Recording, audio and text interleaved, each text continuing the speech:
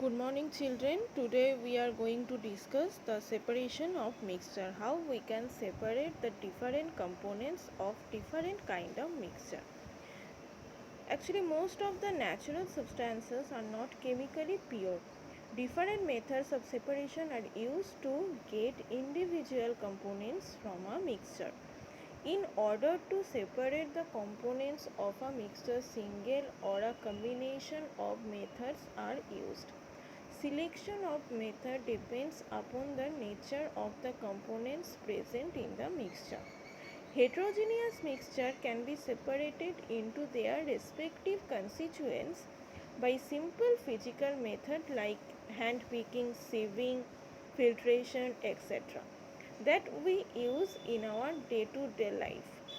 Sometimes special techniques are adopted for the separation of the components of the mixture, that is separation of colored components from dye like from ink, etc. Okay, so first separating techniques it is given that sublimation. We will discuss one by one, that is which one is sublimation. So sublimation means some solids have a tendency to sublime on heating, that is they convert directly from solid to gaseous substances or vapor phase on heating without passing through the liquid state. So sublimation is the separating technique by which we can separate the mixture of volatile and non-volatile substance. So volatile and non-volatile substance, that is sublimation. Okay, so suppose a mixture containing such solid with any another solid can be separated by sublimation. Example of solid can sublime, that are camphor, ammonium chloride, naphthalene, iodine, anthracene, etc. Hence the sublimation is used to separate such mixtures that contain a sublimable volatile component from a non-sublimable impurity. Mixture of common salt we can take, and ammonium chloride can be separated by sublimation, because when we are giving to heat to the mixture, that time the volatile component will be sublimed more rapidly than the non-volatile component. So volatile component we can collect from the vapor state. After that non-volatile component will remain there in the container and we will collect it. Okay, so by this way by sublimation process we can separate the constituents of the mixture.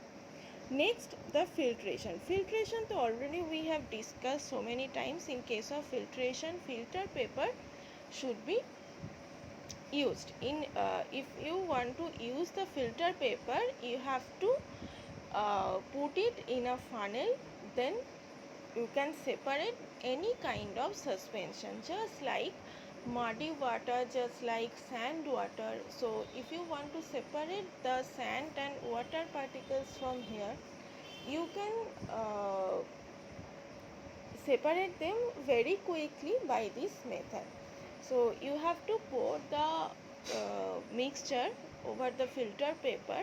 You can see the solvent particles can go through the filter paper, but the solute particles, they will be deposited at the top of the filter paper. So the solvent particles they can as they can pass through the filter paper, so we can easily collect them by a beaker. Okay, so, and from the top of the filter paper we can easily collect the solute what is deposited at the top of the filter paper. Okay, so by this process we can easily separate any kind of suspension solution. So next one, it is centrifugation. This is centrifugation process. In this process, generally two or more components they having different densities. They having the different densities. By this way, we can next we are coming to the centrifugation. Okay, so centrifugation is a process in which the separation of the colloidal particles from solution, in which we can use this kind of method generally for colloidal solution. So two components having different densities can be separated by centrifugation. This method is based on the principle that the denser particles are forced to the bottom and the lighter particles can stay at the top when spun rapidly. A device used to separate the liquids from solid by spinning is called centrifuge, and centrifugal machines are commonly used for this method. The machine can be rotated either by hand, that is manually, or electrically. So where we will use the centrifugation method generally to separate the colloidal particles. Filtration we are using for suspension, and sublimation we are using for the mixture of volatile and non-volatile components. Centrifugation, it is a very good process that we can easily separate the components of the colloidal particles. Suppose in case of face cream, they are having different components with different densities.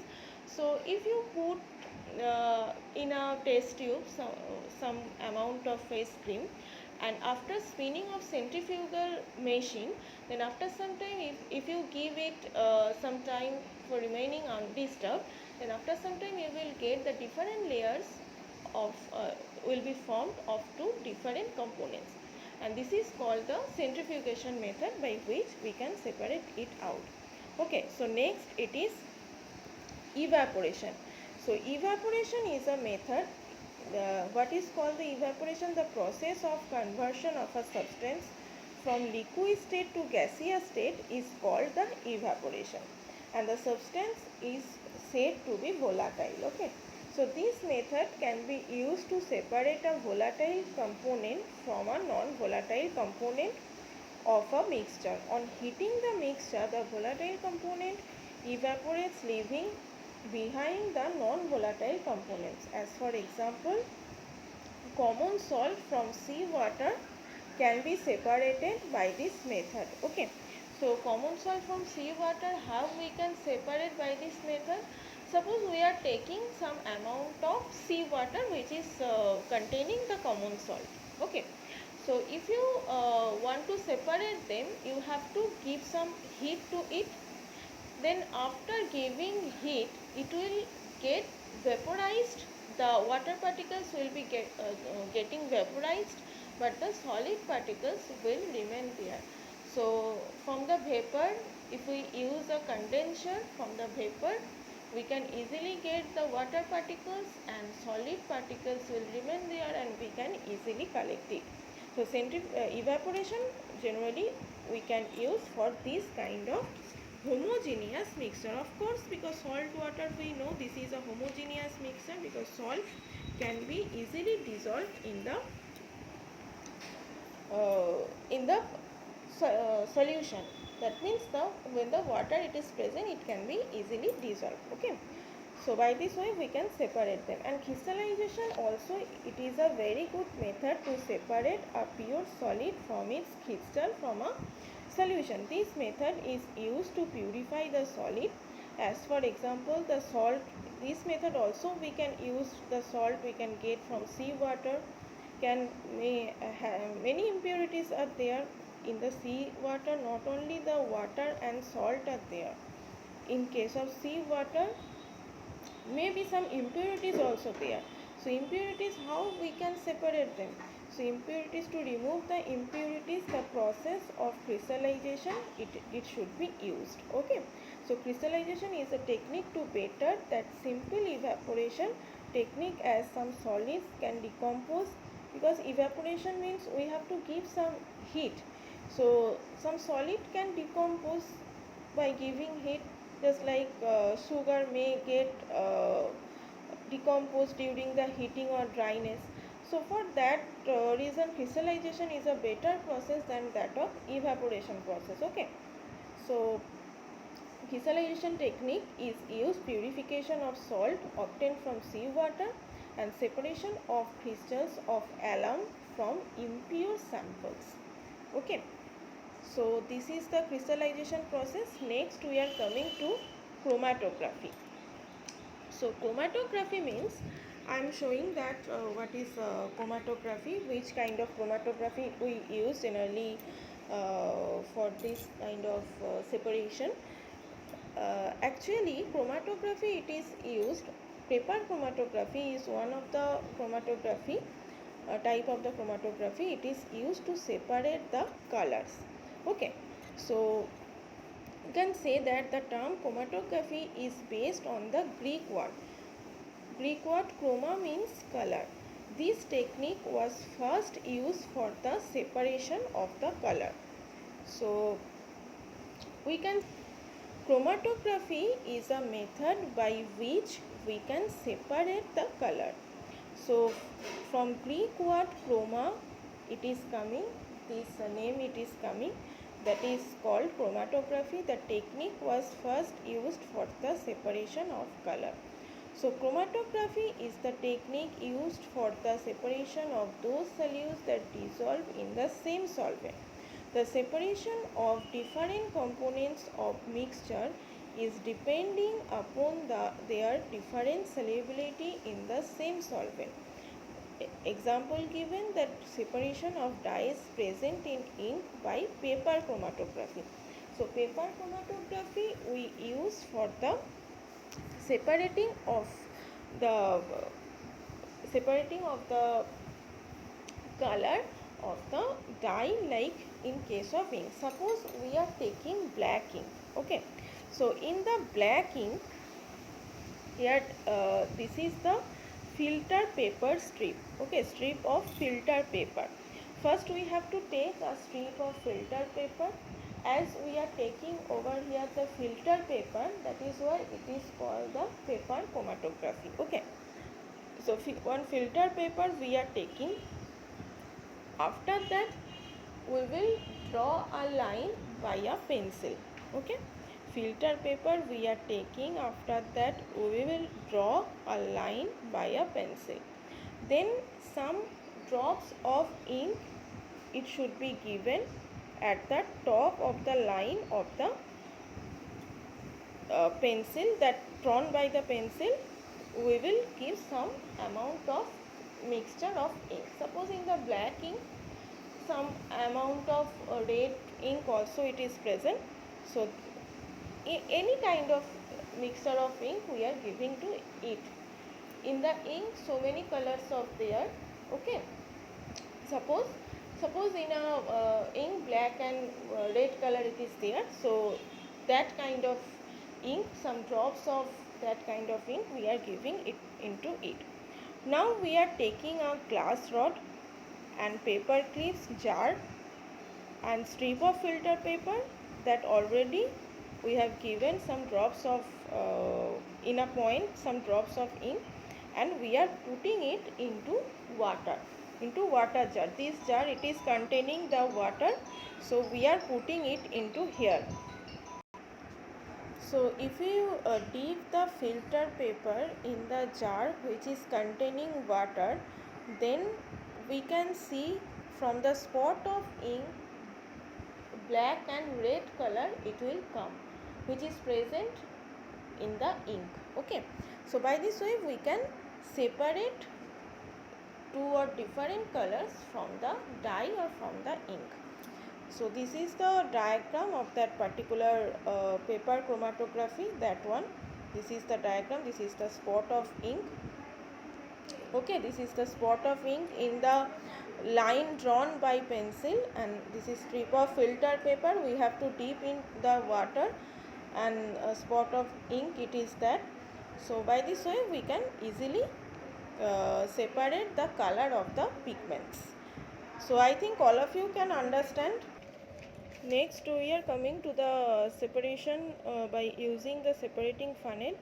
Separating funnel, generally we use the separation of mixture of two immiscible liquids. Okay, immiscible liquids means suppose two liquids we are taking, these liquids are not mixed properly. In case of oil and water, we have seen that they cannot be mixed properly. Okay, so these kind of liquids, that we can separate immiscible liquids by this method. So this method is used to separate a mixture of two immiscible liquid, and this method is based upon the principle of that immiscible liquids separate it out in layers depending on their densities. They having the different densities, just like water, it is having more density than that of oil.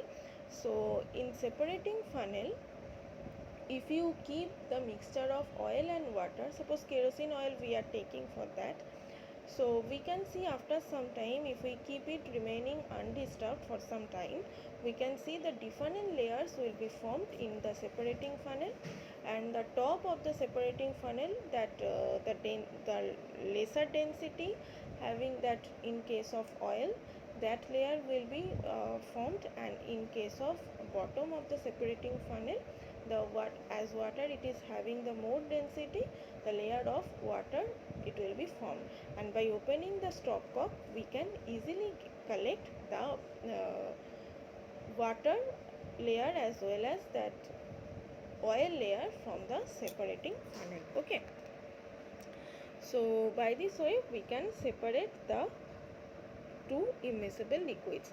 Now the last and final one, that distillation and fractional distillation, we will just discuss. Distillation and fractional distillation, we will use this kind of method for two miscible liquids. Miscible liquids means that the liquids, they can be mixed properly, that means water, alcohol we can say. Okay, if liquids in a mixture are miscible, boil without decomposition and possesses different boiling point, and they can be separated by distillation. Distillation involves the conversion of a liquid into vapor, followed by the condensation of vapor back into the liquid. So